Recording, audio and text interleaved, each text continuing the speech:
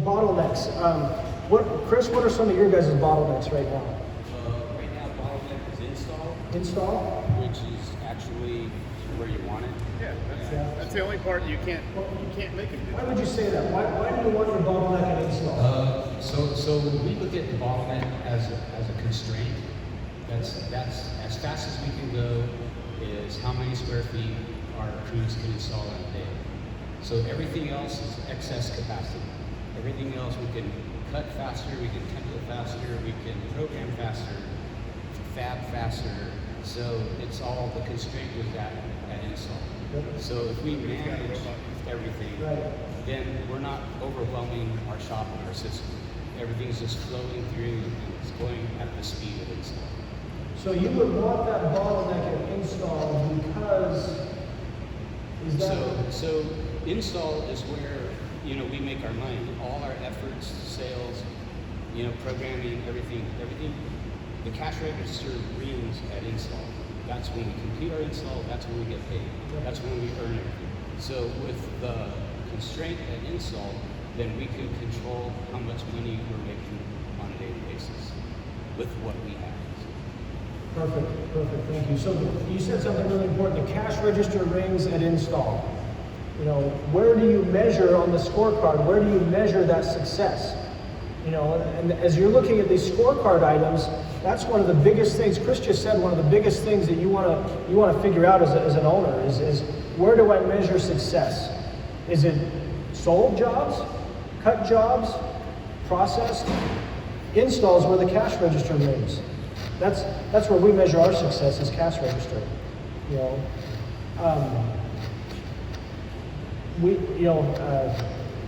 Talking about, and we don't need to get into this, but we actually use distribution as a big deal for our bottleneck. When we design our manufacturing engine, because we have distribution now that is a big deal, and we want to strategize distribution. If you are thinking about opening up multiple locations, you want to take 2 or 3 days worth in one trip on a 44-foot semi versus if you're driving 3 hours, versus just 1 day every day. And so that's why we have strategized distribution into our engine. But absolutely, the cash register rings on install. That's a big deal. What are some of the other bottlenecks that we have? And anybody? Go ahead. Sink cutouts, perfect. Sink cutouts are a bottleneck, especially if you're using straight line machines, especially, so how have you dealt with sink cutouts?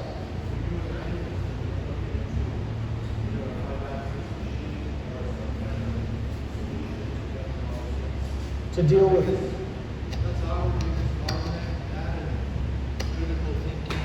Installers has proven to be almost impossible to hire these days. Installers don't need to critically think, come on. No, I agree with you. They need to be able to react on site. They need to be able to deal with the situation. Sink cutouts. Go ahead. I have a question. You said you take all these 40 jobs and put them on a big semi and you take them to your distribution or the end point, if you want to call it that. How much disconnect is there? I mean, obviously you're getting your templates all digital and sent to you, correct? Yes. And then you cut it and then install it. What do you think the go-back rate is on? 5%. Just because we report on it every day. And I just looked it up a few days ago. So our return rate is 5% last month. Is it higher on long distance versus local? Not necessarily. It's higher based on install crew. And I would say. Could you repeat what Kurt said? Okay, so what Kurt said was basically with distribution, and tell me if I'm, correct me if I'm wrong. With distribution, what is the chance of success? What is the go back rate? Is it a greater go back rate or return trip if you're distributing, to 2 hours away and then they install it from there? Did you forget a splash? Did you forget whatever? And my answer is for us, there is no difference really on the go back rate for a satellite job versus a home-based job, if that makes sense. And the reason is because it goes through the same process on every single job before. We have a whole QC process and that was one of the things that was addressed. How do I grow without sacrificing quality? Well, and one of our bottlenecks was hand finishing. For years and years, my bottleneck has been hand finishing.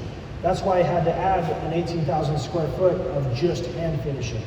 And it goes through, there's 3 cranes, and it goes through a process where they set up every job, every piece, every sticker, every job has a sticker on it with a drawing of that job, with a barcode, with the job name, with the date it's supposed to be distributed, and it has the measurements on that drawing with the edges that are supposed to be profiled. And so, go ahead. You brought up a really good point. You talked about hand finishing. When CNC first came out, it was be-all, end-all countertops, right? Yep. We realized it leaves, the router leaves fine lines. A lot of clients don't like it. In a lot of markets, I seem to just leave it like that. Yes. You finish, polish all of them? So, Like if you're doing Home Depot and Lowe's, do they really expect that? so the question is, do we hand finish all of our pieces? The answer is yes. So here's something with going digital, and we've done this both ways.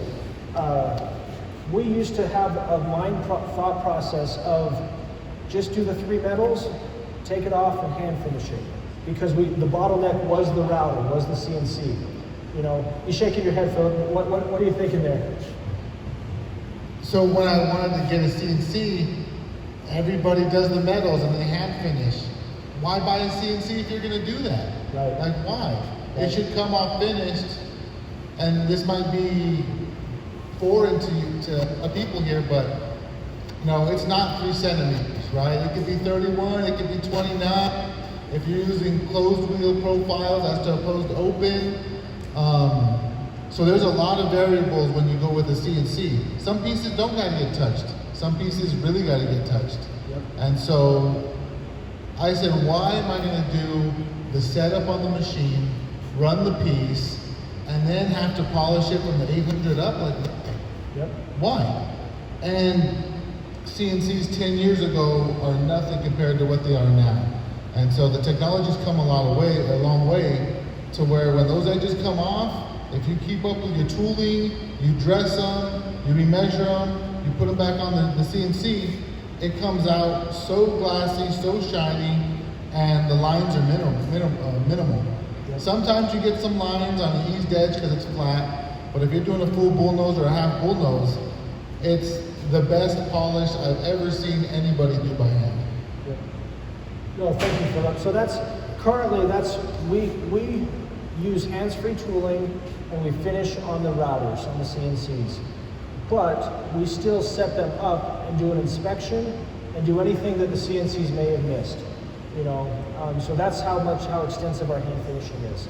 Because and what you'll find is that, exactly as Philip said, the technology has come a long ways. When we took the calibration of the CNCs off the machine itself and started doing it independently and dressing them religiously and monitoring the linear foot of edge we were getting out of those, and we have racks for our tooling, but we grab a rack and we have a guy, an employee, that all his job is to dress those tools, and I'm fairly proud of how high quality those are coming off. We get a lot of life out of our tools. I mean, obviously you've got multiple CNCs. Right. What is the downtime average on a CNC? The downtime on a CNC, meaning how long does the CNC sit? On average, During a shift. breakdown. During a shift? Something's going to go wrong. It's a lot of technology. Go ahead, Philip. Do you want to address that? If you work 8 hours a day, I say your CNC should be running 5 to 6 hours. And when it's time to flip a table, that's what we call it, flip a table, you should have your guys on there like a NASCAR pit stop. Yeah. I mean, it's in and out and it's go. Yeah, And you can monitor that. I mean, all the machines tell you how long it ran for. So when you go digital, well, before I was digital, it was really hard for me to schedule. When will my countertops be there? Well, this guy polishes faster than that guy. That guy cuts a sink faster than that guy. How long does it take you to cut and polish a sink? Well, when you have a machine doing it, it'll tell you right there, oh, I cut and polish the sink in 17 minutes. So now you can project better, you can tell your customer I'll be there this day at this time. And so if your downtime when the machine's done and you're not flipping it, then the machine's just laying there idle. For us, it probably, depending on how big the table is, how many pods you gotta put on there, from the time they take them off to the time they put it and they hit the green button, 30 minutes. Yep. Yeah, we're about the same, about an hour and a half per 8-hour shift of downtime per machine, And now, but that kind of brings us back to bottlenecks. Is it okay for a CNC machine to sit? I don't know. I get that all the time, that hey, I just bought this brand new machine, I want it running 24 hours a day. I need to get my money out of it. You guys have been there, huh? What are your thoughts, Chris, on that? Again, we just got this double table saw, so we increased capacity on cutting, and the owner, I want that thing running, and it's like, man, the shop's piling up with stuff, Yep. So having that excess capacity is important, but it's managing the flow through the shop is more important, in my opinion. So having a CNC or any piece of equipment sit, because it can go faster. You can only go as fast as whatever your bottleneck is. Right. And so to build everything up is kind of pointless. It just adds to the confusion. And so if everything's flowing through the shop at the speed of your bottleneck, you're going to, there's no confusion. No, and Chris, Chris's company and my company practice a lot of the same things. And there's a book. Write this down if you would like to learn more about bottlenecks. It's called The Goal. That's a very, very powerful book. It talks about theory of constraints and talks about how you can design your system to I'm going to use the word cater to, but you design your system around that bottleneck. Because what Chris said is just right. He said, you can cut all day, but if you have a backlog, if you have too much cut and it can't get edged, what good is it? So should you be focusing on cutting all day? Now, it may be good to have what they call excess capacity in the saw, and that's what you want. You want to look at your business as segments, templating, or even before that, perfect PO. What's sitting in my, I've got one of these slides that has our engine, but what's sitting in my ready to template bucket? And all these segments are different zones or different phases of your entire engine, your entire process. What's ready to template that has a perfect PO? Now, in our company, we went religiously to that. And what I mean by that is I do not, now this is not true for every company, you can do whatever you want, but in my company, I do not want my templater to be a detective. I don't want my templater to show up on a job and not know exactly what he is doing. Because as soon as he's a detective, he can't do the 10 jobs that I've got on his schedule. And he's complaining that he's home late to his wife every night. If he's got to find out, well, what faucet hole do you want, man? Oh, well, nobody's here to let me in. Or, so what we did is a huge, necessity for our company is we created a process that said sales job. We defined their roles and expectations. We said, sales, I need 2 things from you. I need the requested ready for template date. The date that the customer says this is going to be ready for template. And I need a perfect PO, no exceptions. Then what we did is we created a project management team. And that project management team, so we separated, this is how we grew. Sales, project management. Sales job, perfect PO, first day ready to template. Project management gets it from there. They look at the job and say, oh, you missed a faucet hole, you missed a cooktop model. Send it right back to sales. Go get the cooktop model, go get the faucet holes. And then you're ready for the next. And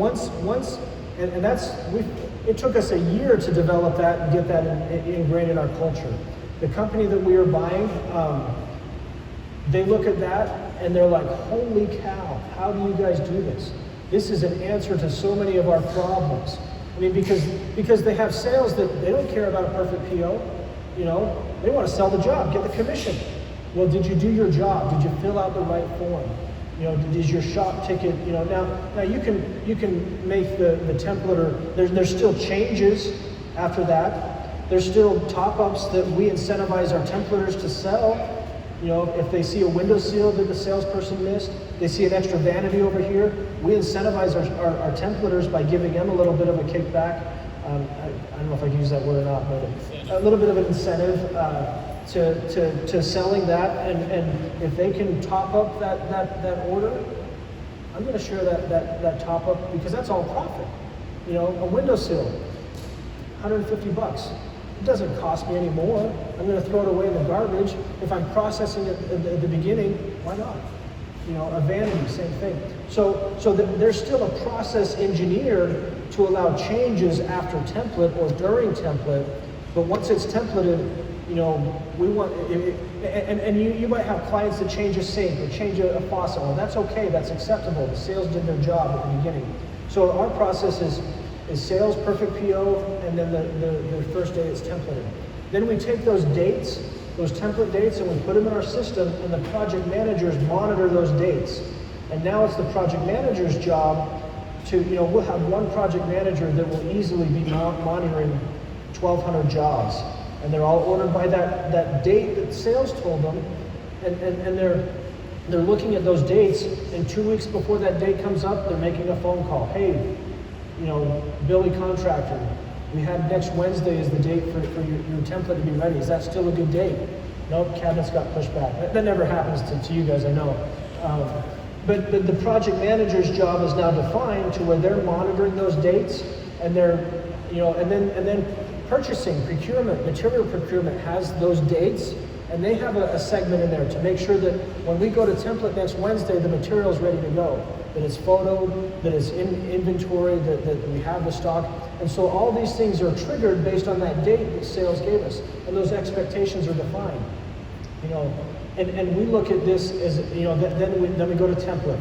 And templaters have a capacity. Then we go to stage material, then we go to cutting, then we go to CNC, then we go to hand finish, then we go to final inspection, distribution, and install. And in a nutshell, that's kind of our engine. And I think everyone here has a similar engine, whether it's using CNCs or using saw jets or not. You have and deal with the same process, or the same overall procedure. And so back to kind of, can that saw, that automated saw sit? The answer is yeah, why not? If you have protective capacity in that saw, and your bottleneck is hand finishing or CNC or template, what are you scheduling to? Are you scheduling to that bottleneck? Because if you don't, you're gonna strain your system. You're gonna break the system. You're gonna overload the hand finishers, and they're gonna be frustrated. Like, I can't finish all this. Oh, well, we need 3 more hand finishing stations. And your job as an owner, as a manufacturer, is to do what Philip said and constantly find out, what is my bottleneck? What is my restraint? What is it that's preventing me from that extra kitchen a day? Extra 2 kitchens a week. Because that's, once you understand gross margin and everything, that's where you make your money. It's that extra one that you did for the same amount of operating expense. That's all profit once you pay for your material. But that's where you start really understanding, the scaling your business.